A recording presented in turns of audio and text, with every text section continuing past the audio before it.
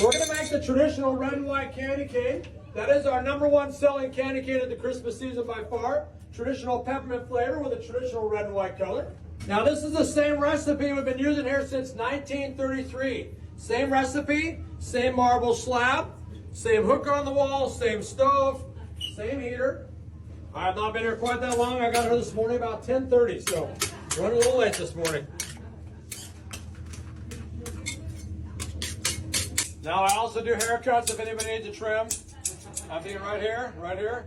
I only do one style. I know how to do is bald is all I can do. Bald is beautiful, says the bald man only. So we're going to divide this into 2 pieces here now. And we're going to mix that in here a little bit.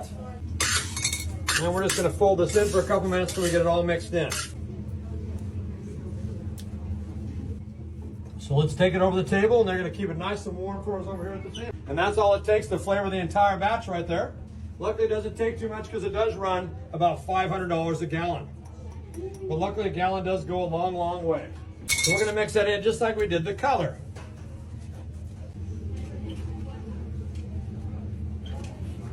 Here we go. And there it is, you guys. Thanks for coming. There's your candy cane. Thank you so much. There it is. Happy Thanksgiving. Merry Christmas. Thank you. Yes.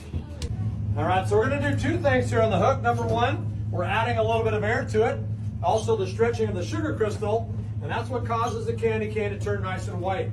So what's actually happening here is we have a breakdown of the molecules. The molecules combine with the oxygen together. They become, I have no idea. I pull it and it turns white, but it works every time. But that sounded pretty good, didn't it?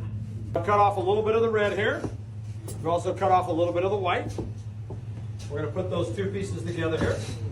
They're still pretty warm, so they should stick together here. Canes, our big stripe is going to be a red stripe. And being that it is big and red, we like to nickname this guy right here Big Red. I thought of that myself. Just came to one night, we should call it Big Red. Same stripe pattern we've been using here for 90 years. And in 90 years, we have never miscounted yet. So if you guys don't mind helping me out, we'd like to start out, as always, with stripe number. Okay, that was pretty pathetic, but we're going to give you a second shot at it. After stripe #1, next in line will be stripe number 2. Now, I like that much better. And after stripe number 2, next will be number 3. Very good. Number 3, catching on there. After stripe number 3, next will be stripe number 4. Very good. And last but not least, my favorite stripe, the last stripe, will be stripe number 5. Excellent job. Very good. Then we're going to add just a little bit of white on the outside there just to hold it all together here. You can see here we have put together here our 5 little stripes, kind of a blanket of stripes, if you will. There's our 5 little stripes. Can you guys all see that there? Just like so. Big red. Big red. That's right. We're going to put them right here on the other side of the block, just like that. So now, as you can see here, on this side here, we have our 5 little stripes on this side here. These are our 5 little stripes. You guys see that there? Then on this side here, we have our 1 big stripe. Anybody out there bowl? Any bowlers out there? Anybody heard of bowling? What do you think? Take that down a lane and try to knock that down. What do you think? How about any baseball fans? Come on, World Series just got over. Dodger fan? I'm a Dodger fan myself. How about a big giant candy cane baseball or softball bat? How about this? When I was younger, I would play a little piano and trumpet. Now I just play the 5-string. I sing too, but it's not a pretty sound. How about this here? A big giant fish or a whale with a candy cane tail. And when we get it just the right length and thickness, we're going to give it a little twist. And right before your very eyes, ladies and gentlemen, boys and girls, we have created the candy cane. Let's all give a big round of applause for candy cane #1. Live in its color right there. There it is. Candy cane #1. We're going to cut everybody a nice warm sample and bring it right out to you. Now this press right here Abby brought out, this is one of the few machines that we use here at Logan's. This press is about 95 to 100 years old. We've been using this same press here at Logan since 1933. Abby's going to demonstrate it for us. We like to call her the Crusher. And voila, we have some samples. Nice warm sample.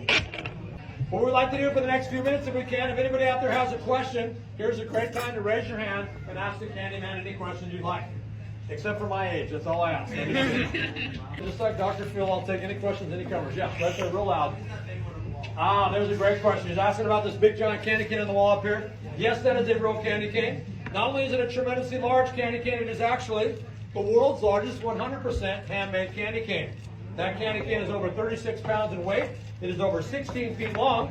In fact, it's coming December 24th. It's going to be 27 years old this year. But I'll tell you what, you guys have been very patient this evening. In just a few minutes here, we're going to break out the ladder. And then for $1 each, we're going to let you guys climb that ladder and take a lick of it. And make sure it's still good. I'm just offering that just in case. Anybody? Brakes? Okay, just checking. Now, occasionally somebody will ask me the question, where did I learn how to make the candy canes? Where did you learn how to make the candy canes? That is a great question. Thank you very much. You guys may have heard of the school I went to. I went to a school called NPU. That would be North Pole University, kind of a heavy statement, kind of big red outfit and white beard. Just kidding, just kidding. Taught me everything I know. Actually, I worked here for 8 years under 3 different owners. I learned the trade right here on this very table. Me and my wife Susan now own the store for 41 years. In fact, this is our 42nd Christmas coming up here and we've owned the store. I've actually worked here for a total of 48, almost 49 years now, and yet I'm only 29 years old because I know you're wondering. So.